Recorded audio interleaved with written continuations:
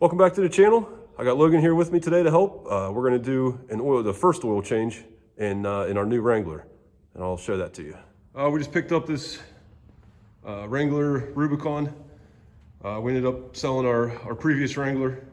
We got this one, so we got 850 something miles on it. I'm going to do an initial oil change, get the first oil, all the break-in debris or material, whatever, all that oil out, get a new filter and fresh oil put in it.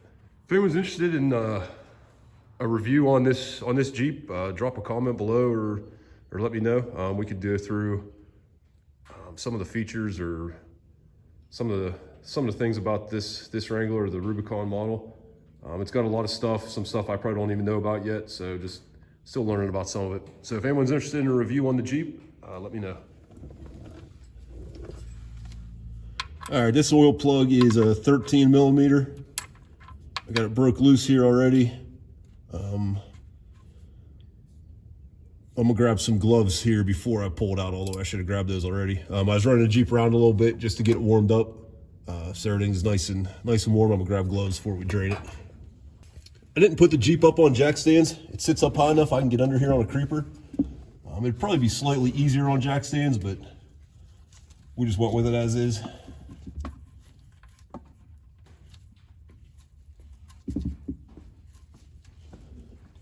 Logan, hand me that ratchet again. Okay.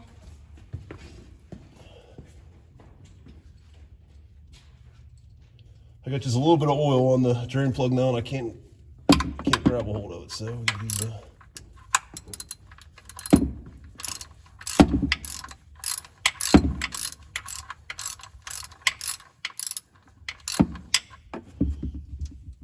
Should be able to grab it now. Try not to drop it in my bucket here.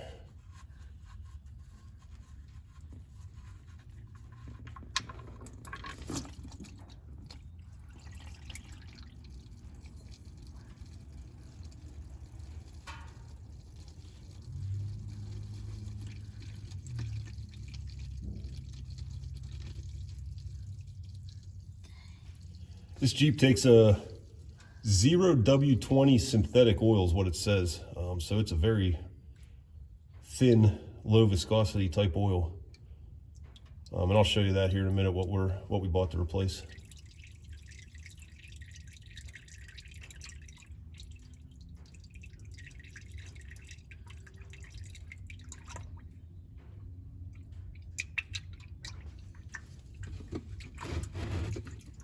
All right, the oil filter on this engine is kind of here in the V of the V6. It's a cartridge type filter, so I got a 24 millimeter socket, and I don't have a 23. I don't think a 23 would fit, but I don't have a 23 to try, so brake gets loose.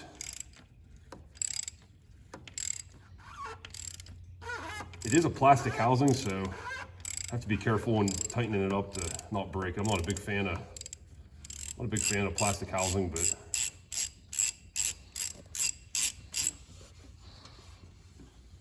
it was not overly tight to start with.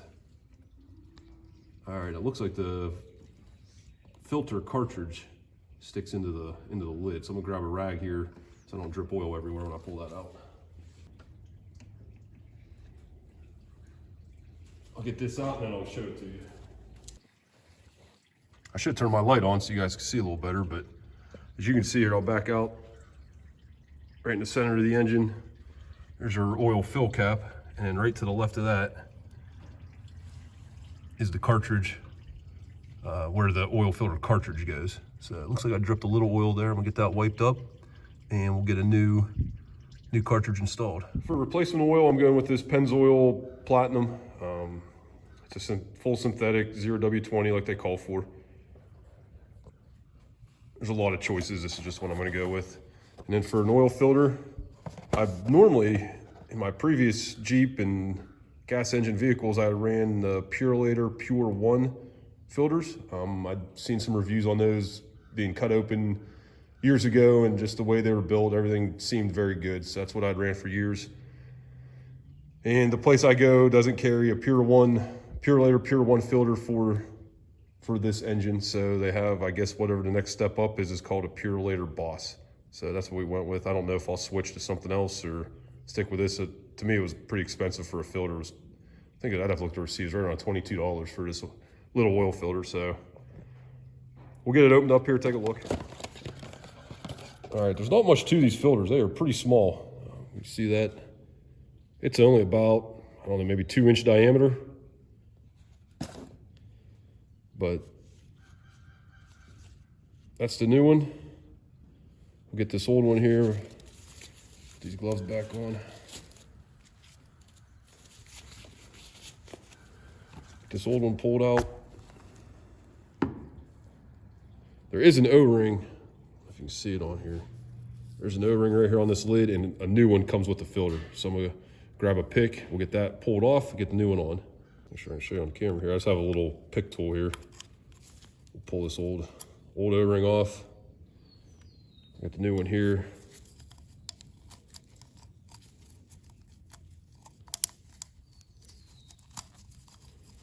If I could keep it on there.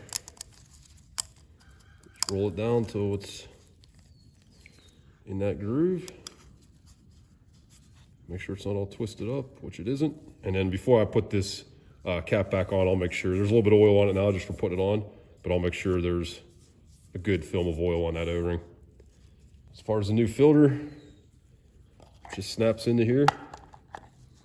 That's it. It kind of clicks into place, and that's all there is to it, I guess.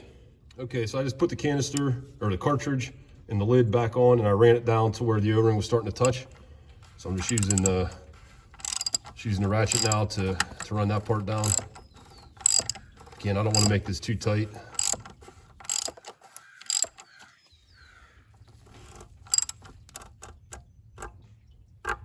Okay, it's snugged up pretty good there. We'll take a look and make sure it's down all the way. I got this rag in the side because there was a little bit of oil in the cap.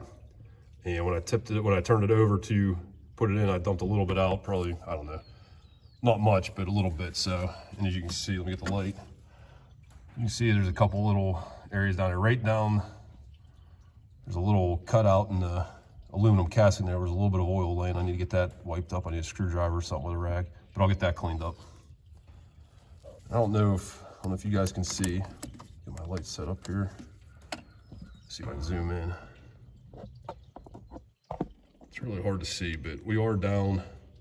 The lid is down, making contact with the filter canister, so we're down all the way. I don't want to tighten it any more than I have. We'll double check really well for leaks after we fire it up. One thing I don't like about this setup is you can't pre-fill your filter. There's a drain hole obviously in the bottom of the canister, so any oil you would pour in there is just going to drain away. So you can't pre-fill it, which I've always liked to do. I know there's a lot of opinions on that. My opinion is that it's better to pre-fill, but unfortunately can't do that with this. So we'll get the drain plug back in the oil pan, get new oil in, and get started up. The oil's still dripping a little bit. We're gonna get this plug put back in, then we're gonna wipe that pan off really well. Just get that plug in a couple turns, and that pretty much slows up any of the drips. Then I do a good wipe. Get any of the loose stuff, but also make sure that there's no dirt or anything around where the oil plug is gonna mate up to the oil pan. And I've already wiped the plug off itself really well. Okay, get that put back in. One more wipe.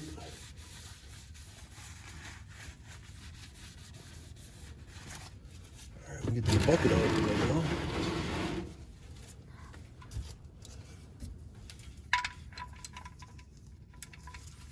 Get the plug snugged up.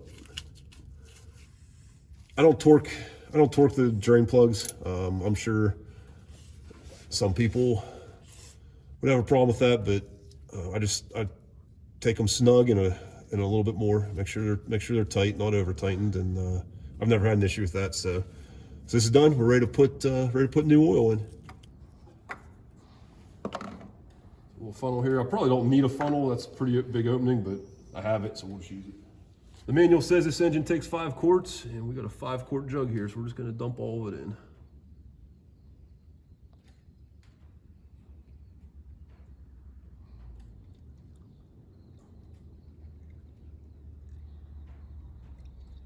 All right, that's all there is to it. I didn't look what we had in this time-wise, but I'm sure we've only spent about 20 minutes, really start to finish. So pretty easy oil change overall. We'll get it fired up here and check the oil, but we should be good.